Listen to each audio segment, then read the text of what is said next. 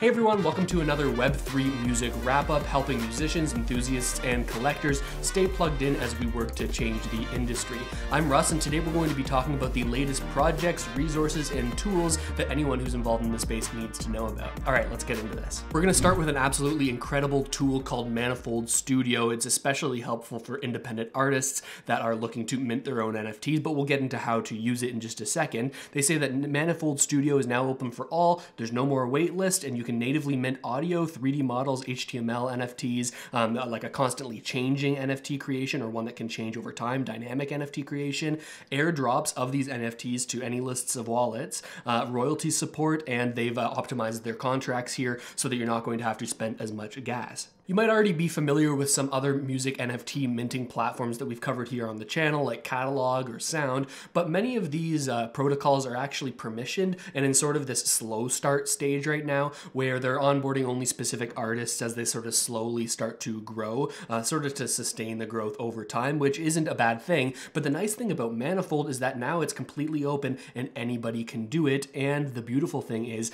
that every individual who is minting these individual NFTs, well, they're going to own their own smart contract, which they can edit. Now, let me explain why that's so significant. On some other platforms, you mint your NFT and that's the end of it. You just have this static NFT, which you can sell and transfer, which is awesome in and of itself. But with Manifold, when you own your own contract, you can essentially do anything with that NFT in the future. Not only can you change the metadata, meaning that you can make these sort of constantly evolving NFTs that maybe the image that it points to or the audio that it points to could be different in the future, but you can also change the royalties on all of your individual NFTs and collections. You can airdrop tokens to previous token holders who have your previous NFTs if you want to do airdrops like that, or distribute any of these tokens with that airdrop function. And the other beautiful thing is that if you want to go outside of their platform, which again is entirely no code required, and you want to hire a developer, or maybe you have developing skills yourself, you can actually plug in your own code and change your contract after the fact, which is a huge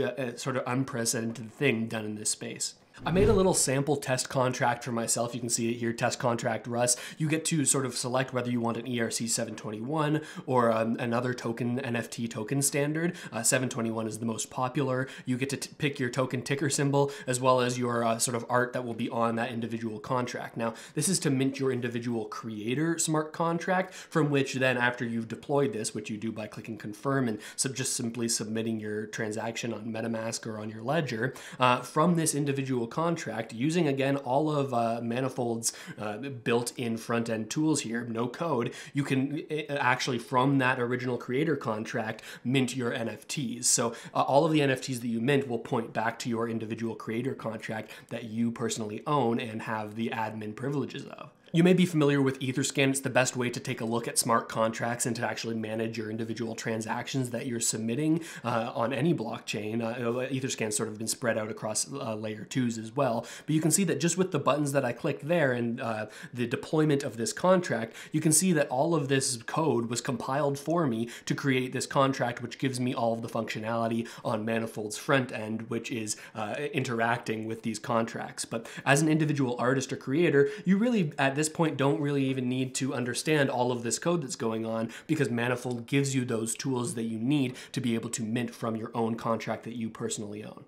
If there's one thing that I would ask of Manifold to do in the future, and they may already be working on this, is to deploy these tools to Ethereum layer 2s like Optimism or Arbitrum. Many of you may already know that layer 2s offer a solution that's much faster than the Ethereum main chain and allows for users to do things like interact with these smart contracts for far less gas. Right now on the mainnet, it costs quite a lot to deploy these contracts as well as to mint your individual NFTs, but the layer 2s provide a far more user-friendly experience. So I'm hoping Manifold's working on that, but I don't blame them for not having that out right now, because honestly, a lot of the infrastructure when it comes to the NFT space hasn't really been deployed in those other locations. But my best guess is that once OpenSea starts deploying in those other places, maybe even LooksRare, you may know that NFT marketplace is recently launched. Once these go onto the layer 2s, I really believe that it's going to be easy for these projects to redeploy what they've built on the mainnet onto these layer 2s, so it's a far better user experience.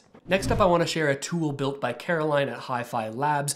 You might already know that most of what goes on in the Web3 space happens on both Discord, but also Twitter. And Twitter has this function called Spaces, which is the sort of conversational audio that you can sort of drop into and have conversations with any amount of people. Now, a lot of the education that's going on in this space, again, is all happening in Spaces, no pun intended. But you can see here that Caroline has built this dashboard that allows you to sort of see all of the spaces that are currently live, as well as all of the future scheduled spaces. So this is incredibly helpful, and you can even set reminders so that you don't miss spaces that you want to see. So big ups to Caroline from Hi-Fi Labs for building this, because this makes keeping track of the spaces that you want to attend, to either learn or to build your community so much easier to track.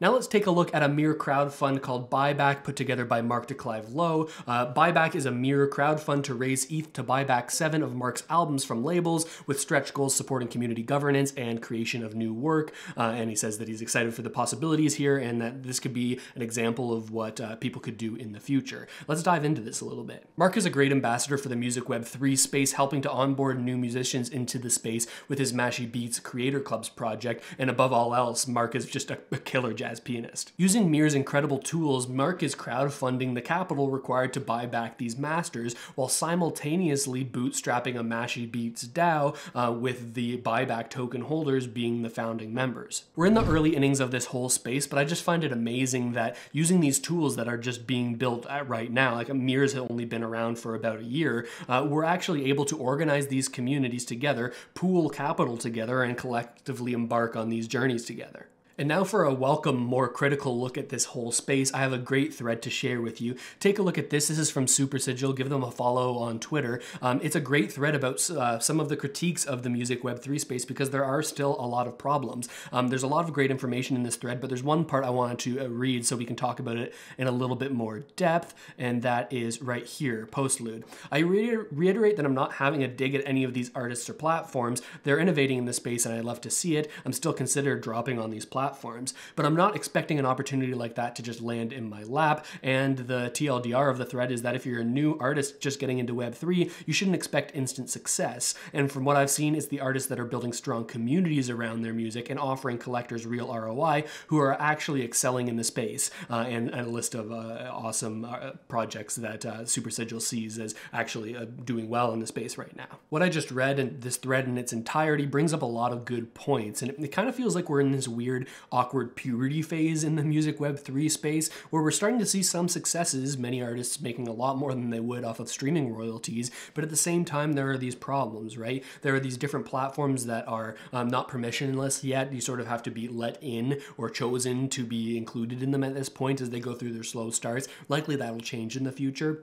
But on top of that, it's not just easy for people to sort of walk into the Web3 space and just drop an NFT and then have that sell for thousands of dollars. While we may see that on our Twitter feeds because that's often the success that gets shared, the survivorship bias, that's not the case for a lot of people who are just getting started. And Super Sigil brings up a good point that most of the most successful artists in the music Web3 space have already done the work to build up communities around themselves. And this is where I really think new artists should start. They need to build up a community around themselves, as well as a sort of track record of shocking and delighting those community members for being involved and taking interest in the artistic endeavors. But on the other hand, is that really what we want? If we're not careful, musicians' jobs might shift from creating and performing music to managing communities. Maybe that's not exactly what we want, but it does sound a lot better than the current social media grind where it feels like the only way an artist can blow up is by making a song that works perfectly for TikTok.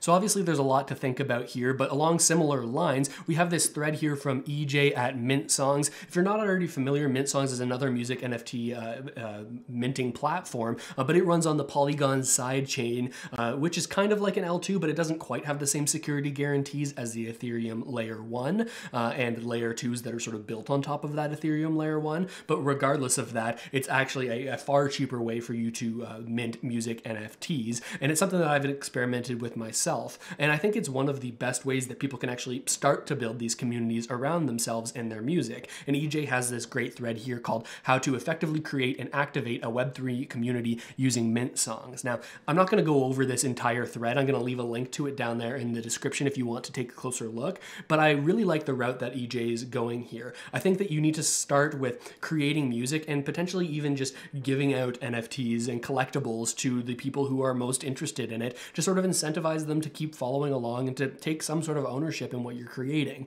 And using Mint Songs and the Polygon platform, you can do that for very cheap. I recently ran an experiment where I sent out minted NFT holiday cards that had audio and visuals, but you could use it for a song, and sent it out to about 100 people, and it costed me, I think, under $10 worth of gas fees on that Polygon sidechain. So a great option for you to reward people who are involved in your work and to slowly start building up that community around yourself. Next up is an incredible resource from a music Web3 OG, Comoufly.